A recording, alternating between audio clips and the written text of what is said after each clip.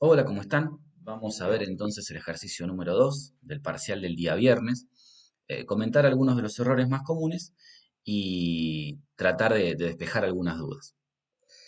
En primer lugar, ¿qué cosas tenemos que tener en cuenta en este problema? Recordamos, ¿no? Un tubo que gira con velocidad angular omega, se encuentra inclinado a un ángulo alfa y dentro de él tenemos a una masa que está afectada por esta soga, ¿sí? Esta tensión que la tira hacia abajo.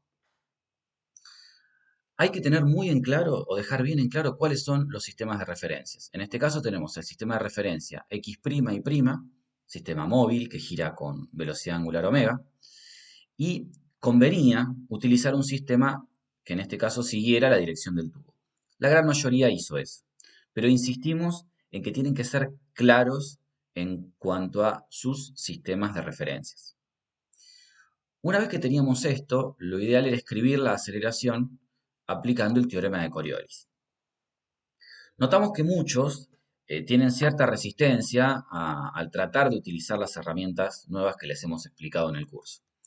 Quizás sientan que con las herramientas de física 1 lo van a resolver mejor o se sientan más tranquilos y más confiados porque las han utilizado durante más tiempo. Lógicamente eso nos pasa a todos, pero tengan en cuenta de que estas herramientas son más útiles. ¿Por qué? Porque para aplicar lo que sabemos de física 1 o solamente con eso, necesitamos utilizar más la imaginación, tratar de predecir más hacia dónde tienen que ser los sentidos de los productos vectoriales. Eh, Hay que hacerlo con mucha más imaginación. En cambio, aplicar el teorema de Coriolis, nosotros lo único que tenemos que tomarnos el trabajo es de escribir correctamente los vectores posición, los vectores velocidad de rotación o de traslación, según sea el caso, y permitir que el resto del trabajo lo haga la matemática, ¿sí? Aplicar, operar los productos vectoriales y entonces de esa forma podemos ver en qué sentidos o en qué direcciones tienen que quedar las aceleraciones. Por otro lado, lo más probable es que si uno no utiliza el teorema de Coriolis, se olvide justamente de el valor o el factor que tiene que ver con la aceleración complementaria. Bien, así que por favor utilicen esta herramienta. Es como cuando uno aprendió a multiplicar en tercero o cuarto grado.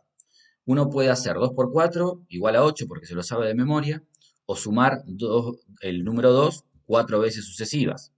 ¿Llega al mismo resultado? Sí. Pero ¿cuál de las dos formas de trabajar es la más eficiente? Bueno, nosotros lo que queremos es que ustedes puedan trabajar justamente de la forma más eficiente. Así que tómenle confianza a esta herramienta, practiquen, porque van a ver que es mucho más simple resolver un problema utilizando estos elementos que no utilizándolos. Una vez entonces que tenemos escrita la aceleración, necesitamos proyectarla sobre el eje que nos interesa, que es el eje que se encuentra, en este caso, en la dirección del tubo.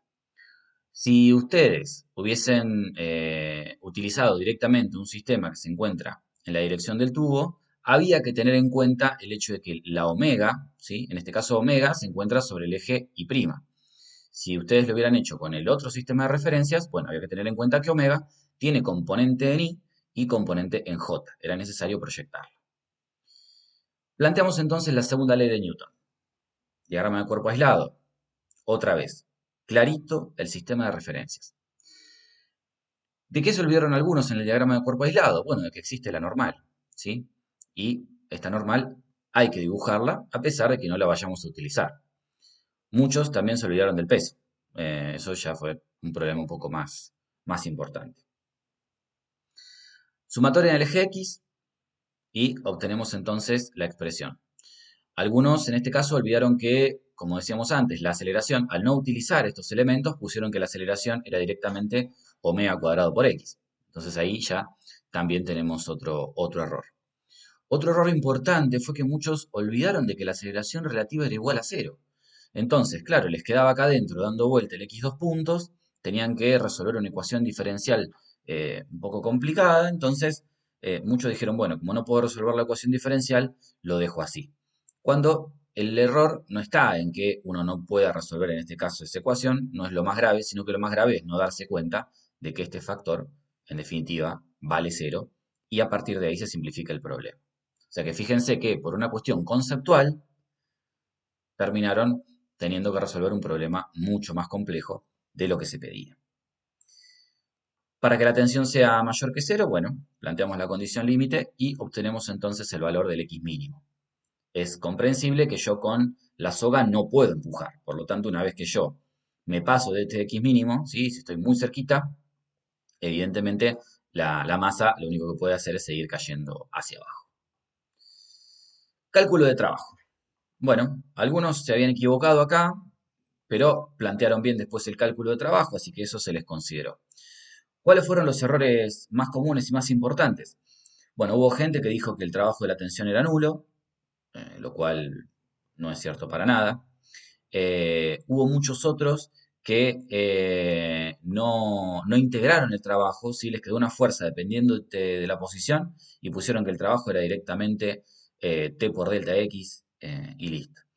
¿Cómo evitamos estos errores? Bueno, escribiendo, ante la duda, escriban cuál es la definición correcta, ¿sí? Escriban qué es la integral y quizás eso los ayude a darse cuenta de que tenemos un valor acá adentro que depende, evidentemente, es la misma variable, ¿no? El diferencial y la variable son iguales. Eso los va a ayudar a darse cuenta de que no pueden evitar la integral.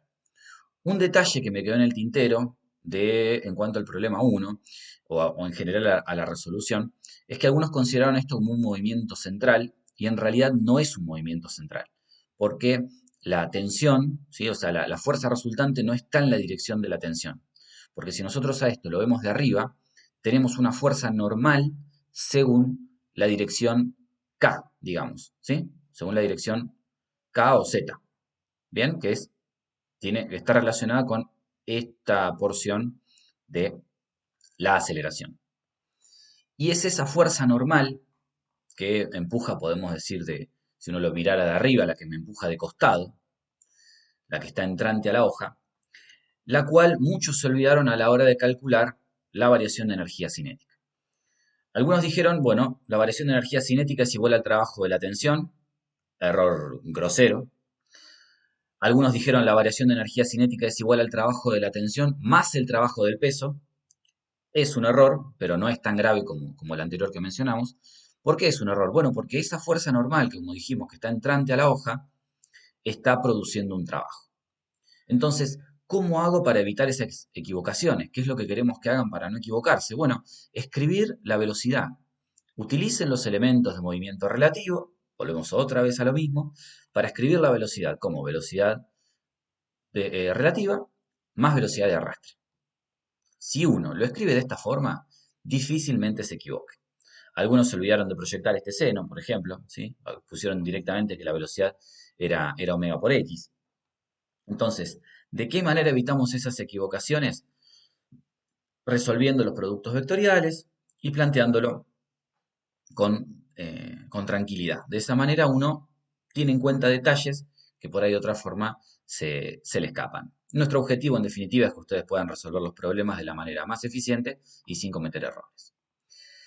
Igualmente quedamos entonces para cualquier consulta, ¿sí? No dejen de preguntarlo, cualquier duda con respecto a la corrección o con respecto al problema, pregúntenla porque es una forma también en la cual uno sigue aprendiendo todo el tiempo. Nos vemos en la consulta entonces.